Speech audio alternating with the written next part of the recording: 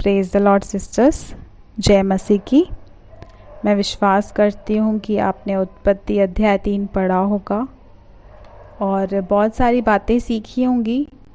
जो छोटी सी बात मैंने सीखी आज मैं आपसे शेयर करना चाहती हूँ कि जब हम ये अध्याय पढ़ते हैं तो हम देखते हैं कि आदम और हवा ने कैसे पाप किया, आज्ञा उल्लंघन की, और उनके वजह से वो तो पाप में गिरे ही और पूरा संसार पाप के अधीन हो गया, शैतान के अधीन हो गया। हम देखते हैं जब कि परमेश्वर ने आदम को बनाया था तो उसने सारी चीज़ों का अधिकार उसके ऊपर दिया था और सब चीज़ें उसके हाथ में कर दी थी। इवन उसने एक एक हम देखते हैं कि उसने एक एक जानवरों के नाम भी रखे थे। तो यहाँ पर शैतान जब हवा के पास आता है तो उससे वो परमेश्वर की पहचान जो परमेश्वर ने उन्हें कहा है वो ही उन्हें गलत बताता है। वो क्या कहता है कि परमेश्वर ने तुम्हें कहा है ना कि तुम इस वाटिका के इस गार्डन के किसी भी वृक्ष का फल नहीं खा सकते। बट परमेश्वर ने उन्हें तो ऐसा कहा ही नहीं था। परमेश्वर ने उन्हें कहा था कि भले और बुरे के ज्ञान के वृक्ष को छोड़कर तुम इस वाटिका के सब वृक्ष बिना खटके खा सकते हो, वृक्षों के फल बिना खटके खा सकते हो। तो आज भी जैसे हवा को बहकाया गया शैतान ने, वैसे ही शैतान हमें भी, हम विश्वासियों को भी बहकाता है। वो हमें दिखाता है कि हम कितने पापी हैं, हम कितने गिल्टी हैं। आज भी हमसे पाप हो रहे हैं, परमेश्वर हमें छोड़ देगा, वो हमारा नाम जीवन के पुस्तक से निकाल देगा। वो हमें डराता है। डर शैतान की ओर से है और वो हमें दिखाता है कि परमेश्वर क्रोधी है, वो हमें छोड़ देगा, वो हमें निकाल देगा स्वर्ग राज्य से। ऐसी ऐसी बातों, ऐसे ऐसे वचनों से हमें डराता है। पर परमेश्वर ने हमें अपनी संतान बनाया है। शैतान हमें हमेशा दोष लगाता है, वो अक्यूज़र है, बट परमेश्वर हमें अपनी संतान बनाता है, अपना अनुग्रह देता है, क्योंकि हमने उसके इकलौते पुत्र मसीह यीशु पर विश्वास किया है। जबकि हमने देखा कि आदम के द्वारा पाप तो आ गया, पर परमेश्वर ने उनके लिए एक मार्ग भी निकाला। और इसी चैप्टर में 3:15 में परमेश्वर ने उन्हें प्रॉमिस दी। परमेश्वर ने उन्हें छोड़ा नहीं कि तुमने पाप कर दिया, अभी मैंने तुम्हें छोड़ दिया, अभी जाओ कैसे भी अपनी ज़िंदगी जियो, मरो, क्या भी हो तुम्हारे साथ मैं नहीं जानता हूँ। परमेश्वर ने तो भी उन्हें नहीं छोड़ा। और हम देखते हैं उत्पत्ति 3:15 में कि वो फर्स्ट प्रोमिस यीशु मसीह के आने की दी हुई है, जहाँ लिखा हुआ है, मैं इस स्त्री के बीच में और तेरे बीच में, इस स्त्री के वंश में और उसके वंश के बीच में बैर उत्पन्न करूँगा, वह तेरे सिर को कुचल डालेगा और तू उसकी एड़ी को डसेगा।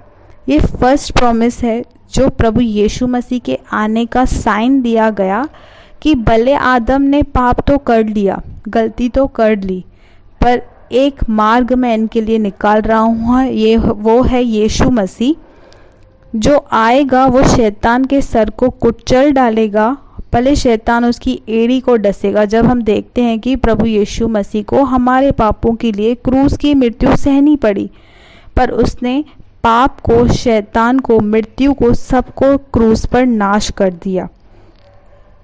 यहाँ पर बहुत सारी बातें हैं जहाँ पर हम देखते हैं कि भले आज भी हम प्रभु यीशु मसीह पर विश्वास करते हैं तो भी डर में हैं कि कहीं मुझसे गलती तो नहीं हो रही है, कहीं मुझसे गलती तो नहीं हो रही है। पर मैं आज आपसे एक बात कहूँगी कि अपनी गलतियों को देखने से ज़्यादा हम वचनों में प्रभु यीशु मसीह को देखें, जिसने इतना बड़ा काम किया है। उसने हमारे लिए, हमारे पापों के लिए अपनी जान तक दे दी। उसने हमें छुटकारा देने के लिए अपने आप को सूली तक चढ़ा दिया। तो वो हमें ऐसे ही छोड़ देगा? वो हमें ऐसे ही मरने के लिए छोड़ देगा? कभी भी नहीं। परमेश्वर हमें कभी न छोड़ेगा, कभी न त्यागेगा, ये उसका वादा है। वो वचन कहता है इब्रानियों में कि वो हमारे पापों को सिमरन तक नहीं करता है, क्योंकि हमारे सारे पाप प्रभु यीशु मसीह ने क्रूस पर ले लिए हैं।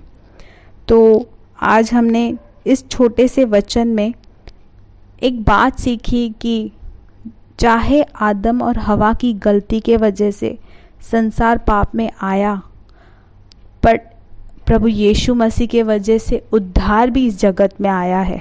तो आज जो हम पापी थे, प्रभु यीशु मसीह के द्वारा धर्मी ठहरे हैं। उसने हमें, जैसे आदम और हवा को परमेश्वर ने चमड़े के वस्त्र पहनाए, वो चमड़े का वस्त्र कौन सा था? उसने उनके लिए तभी भी एक मेमना बलिदान किया था, और उन्होंने अपने आप को अपने कामों से ढकने की कोशिश की थी, उसको प्रभु यीशु मसीह से उसने ढका।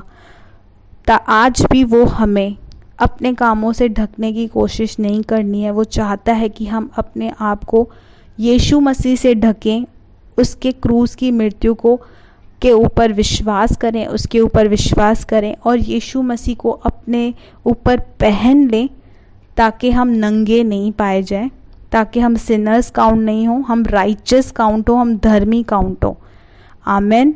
मैं इस वचन के द्वारा मैं विश्वास करती हूँ कि प्रभु ने आपसे बात की होगी, और हम ये डरे नहीं कि जैसे आदम और हवा को बहकाया गया तो हमें भी बहकाया जाएगा।